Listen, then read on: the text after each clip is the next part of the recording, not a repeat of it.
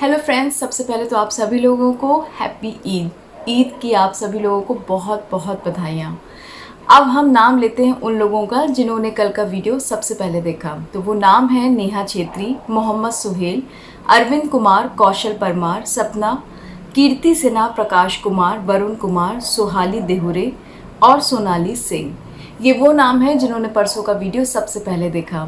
जो हमने आपसे क्वेश्चन पूछा था उसका सही जवाब ये है कि हिना खान का बेस्ट फ्रेंड है प्रियांक शर्मा, जो उनको बिग बॉस 11 में मिले थे और आज भी उनके one of the best friend हैं इस इंडस्ट्री में। तो जिन लोगों ने सही जवाब दिए हैं उनके नाम हम वीडियो के एंड में डिस्प्ले करेंगे। चलिए, आज हम जिस हसीना की बात करने वाले हैं उनका नाम है कोमोलिका, नई कोमोलिका यानी कि आमना शरीफ।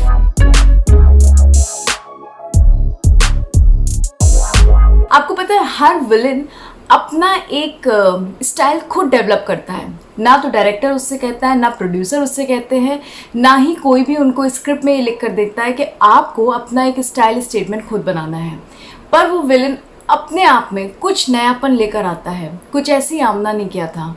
आमना कहती है कि मुझ जैसी लड़की को जब ये ग्रे शेड का रोल मिला तो पहले तो मैं चौंक गई। मुझे समझ में नहीं आया कि मैं इस रोल के लिए हाँ बोलूँ या ना बोलूँ, क्योंकि मैंने कभी भी ग्रे शेड का रोल नहीं किया। लेकिन फिर एकता ने मुझे कन्विंस किया और उनका कॉन्फिडेंस देख के मुझे ऐसा लगा कि लाइफ में कुछ तो हटके करना चाहिए, और फिर मैंने हामी भर दी। उन्होंने अपना स्टाइल स्टेटमेंट बनाया खुजली करके। मतलब जैसे कि कोमोलिका 1 में जब वो अपने लटों को यूं यूं यूं यूं घुमाती थी, सेम वही हिना खान ने किया था। वो भी अपने लटों को दिन भर घुमाती रहती थी, लेकिन आमना ने इससे थोड़ा अलग हटके किया। हालांकि लोगों को वो खुजली क्वीन लगने लगी और लोगों ने उनका नाम खुजली क्वीन रख दिया। फाइनली जब उन्हें ये चीज़ एहसास हुई कि वो ज़्यादा ही खुजली करने लगे हैं, उन्होंने ये लीप के बाद करना छोड़ दिया। आप ध्यान देंगे तो देखेंगे कि लीप से पहले वो जितना खुजली करती थी, लीप के बाद उन्होंने बिल्कुल खुजली करनी बंद कर दी। विलन अपनी स्टाइल खुद डेवलप करते हैं। चलिए जानते हैं आमना शरीफ से जुड़ी हुई उनकी कुछ निजी जिंदगी की बातें। आमना शरीफ हाफ इंडियन और हाफ बहराइन है, यानी उनके फादर इंडियन मुस्लिम है लेकिन उनकी मदर बहराइन है। 1982 में आमना का बर्थ हुआ और आमना मुंबई में ही पली बड़ी हैं। वहाँ से ही उन्होंने स्कूलिंग की। उन्होंने 1 साल फिल्म डिस्ट्रीब्यूटर और प्रोड्यूसर अमित कपूर को लगातार 1 साल डेट किया और उसके बाद अपना धर्म बदल कर उन्होंने उनसे शादी भी की, यानी कि 2013 में उनकी शादी हो चुकी थी। आमना के एक बेबी बॉय भी है जिसका जन्म 2015 में हुआ। उन्होंने बहुत लंबा ब्रेक लिया था ताकि वो अपने बच्चे पे पूरा ध्यान दे सके। आमना कभी भी एक्ट्रेस बनना नहीं चाहती थी। वो कभी नहीं चाहती थी कि वो इस इंडस्ट्री में आए।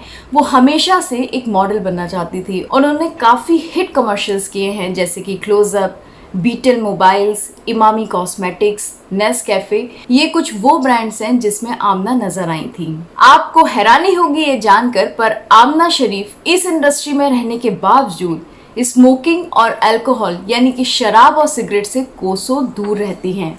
आमना का इससे दूर दूर तक कोई वास्ता नहीं है। 2003 में आया सीरियल कहीं तो होगा में राजीव खंडेलवाल के साथ जब आमना कशिश बनकर उभरी तो लोगों के दिलो दिमाग पर वो छा गई। क्या सीरियल था वो! उस सीरियल की फैन फॉलोइंग इतनी ज़बरदस्त थी कि लोग, जहाँ एक तरफ लड़कियां सूजल की दीवानी थी तो दूसरी तरफ लड़के कशिश के दीवाने थे। सुनने में ये भी आया था कि राजीव खंडेलवाल के साथ यानी कि सूजल के साथ आमना शरीफ का 3 साल का रिलेशन था। उन्होंने 3 साल उनके साथ डेटिंग की, लेकिन बाद में ये रिश्ता दम तोड़ दिया। उसके रीजंस क्या थे किसी को पता नहीं चला और आमना और राजीव ने कभी भी इस बात को स्वीकारा भी नहीं। एक इंटरव्यू में राजीव खंडेलवाल ने ये ज़रूर कहा था कि अब कम से कम आमना का मेरे साथ नाम जुड़ना बंद हो गया। ये एक अफवाह थी जो अपने आप हवा की तरह उड़ गई। लेकिन राजीव को कौन समझाए। मुझे याद है करीना कपूर ने नो फिल्टर नाम के एक चैट शो में नेहा धूपिया से कहा था कि कभी भी बिना आग के धुआं उठता नहीं है। अगर आपको कोई रूमर सुनने को मिली है तो उसमें कहीं ना कहीं थोड़ी बहुत सच्चाई ज़रूर होती है। आमना का फिर दिल आया आफ्ताब शिवदासानी पे। आफ्ताब शिवदासानी शुरू में उनके बहुत अच्छे फ्रेंड बने आलू चाट फिल्म के दौरान, और उसके बाद दोनों एक दूसरे को पसंद करने लगे। दोनों का रिश्ता सिर्फ आफ्ताब शिवदासानी के फ्रेंड्स की वजह से नहीं चल पाया। जहां आमना को आफ्ताब के फ्रेंड्स पसंद नहीं करते थे और वो आफ्ताब और आमना के बीच में नोक झोंक करवाते रहते थे, तो दूसरी तरफ आफ्ताब को कहीं ना कहीं ये लगने लगा था कि आमना उनको यूज़ कर रही हैं, वो इस इंडस्ट्री में घुसने के लिए और अपने कॉन्टैक्ट्स डेवलप करने के लिए उनका इस्तेमाल कर रही हैं। और फाइनली ये रिश्ता भी दम तोड़ दिया। फिर जाके आमना का दिल आया अमित कपूर पे और फाइनली उन्होंने शादी कर ली। अब हम बात करते हैं कसौटी ज़िंदगी की। अगर आमना से पूछा जाए कि आपको कसौटी ज़िंदगी में आपका फेवरेट कलाकार कौन है जिससे आपकी बॉन्डिंग बहुत ज़बरदस्त बैठती है, तो वो नाम लेती हैं पार्थ समथान, यानी कि हमारे अनुराग बासु का। वो कहते हैं कि पार्थ को मैं प्यार से स्लीपिंग ब्यूटी कहती हूँ, क्योंकि पार्थ एक ऐसे कलाकार हैं जो कहीं भी कभी भी सो सकते हैं। अगर उनको बैठने को दे दिया जाए तो कहो वो बैठे बैठे सो जाए, अगर उनसे कहा जाए कि थोड़ी देर अपनी लाइन्स पढ़ लो तब तक मैं अपनी शूट करके आती हूँ, तो जब तक मैं आके देखती हूँ पार्थ सो रहे होते हैं। इसलिए वो प्यार से उन्हें स्लीपिंग ब्यूटी बुलाती हैं।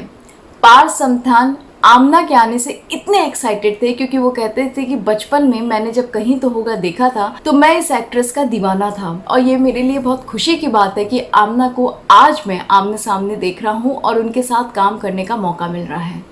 पार्थ कहते हैं कि मैं आमना शरीफ का बहुत बड़ा फैन था और कभी वो मेरी क्रश भी हुआ करती थी। पार्थ और आमना जब एक दूसरे से रेस्ट टाइम में बात करते हैं तो कहो घंटों घंटों हंसते रहते हैं। तो कुछ इस तरह की बॉन्डिंग है आमना शरीफ की हमारे अनुराग बासु के साथ। इस इंडस्ट्री में अगर आमना शरीफ की कोई बेस्ट फ्रेंड है तो वो है मौनी रॉय। मौनी रॉय की फ्रेंडशिप आमना से कुछ इस तरह है कि जब भी कभी भी आमना को उनकी ज़रूरत महसूस होती है तो मौनी कभी भी टाइम नहीं देखती कि रात के 12 बजे हैं या दिन के 12 बजे हैं, वो फटाफट सिर्फ आमना के पास पहुंच जाती हैं।